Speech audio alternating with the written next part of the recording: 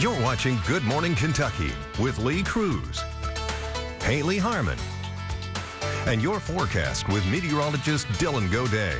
ABC 36 on your side.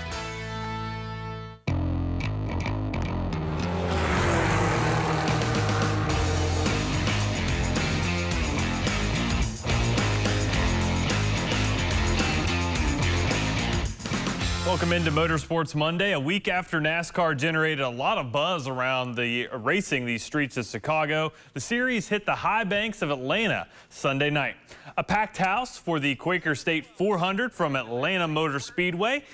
Atlanta is now in year 2 of a new configuration which features high banking that makes the track race very similarly to Daytona and Talladega, and this style of racing does not disappoint. Dale Earnhardt Jr. said during the race that he would recommend this new Atlanta to any fans out there that have never been to a race before. To the racing now, the Fords dominated stage 1 after qualifying very strong there. Penske's Ryan Blaney able to hold off Kyle Larson for the narrow stage win in what was a thrilling first stage.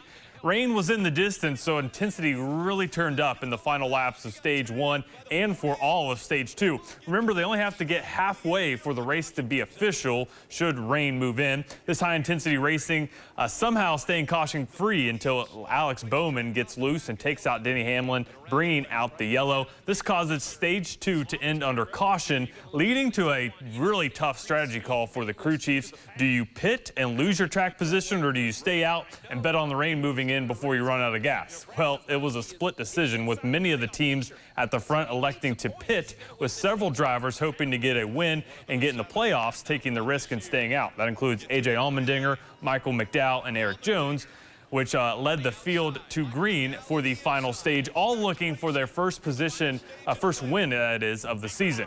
William Byron, though, would play spoiler to all of those drivers searching for the ticket to the playoffs. The points leader takes the lead just before a wreck brings out the caution and the skies open up. They would never get back to racing in this one, and Byron picks up his 4th win of the season. Here's a look at the top 5 from this one. Daniel Suarez making a hard charge late to finish 2nd.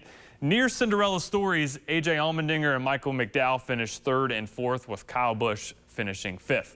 NASCAR heads to the Northeast this weekend for the New Hampshire Motor Speedway race. That's the Crayon 301. On the local side of things, Lake Cumberland Speedway was the only local track in action this past weekend, and it was Fan Appreciation Night on Saturday. Jacoby Hines won the Open Wheeled Modifies, Chase McWhirter won the Super Stocks, and the final feature of the night ends with Jeff Watson winning the Pro Late Model class. Rain ended up postponing the rest of the classes in this one. This coming weekend, though, is a huge weekend for local racing. Ponderosa Speedway is hosting the World of Outlaws Late Models on Friday night with a $15,000 purse. Kentucky's baddest bull ring should be packed for this one. Rockcastle Speedway is also in action on Saturday night for the Tommy Lanham Memorial. 6 series in action, and there will be fireworks, so 2 straight nights of action here across the Bluegrass. Local short track racing really getting showcased there next weekend. But the NASCAR race, 2 super exciting weekends in a row. The rain shortened it, but that was actually good news for me because I was able to watch all the race there last night. Those guys, now stock is different, I guess, but Formula One, don't they have like the most advanced, wouldn't they have the most advanced sensors to determine how much fuel they got left? Yeah, they do, and that Formula One cars definitely have that. NASCAR has pretty good technology to know how much fuel is left as well, but they're kind of risking. They didn't know exactly when the rain would move in. You know, shameless plug.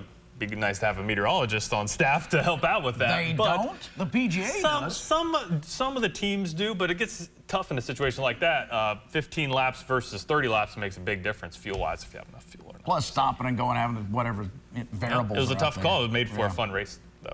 Okay, stay with us. Back right after this. Final look at your forecast.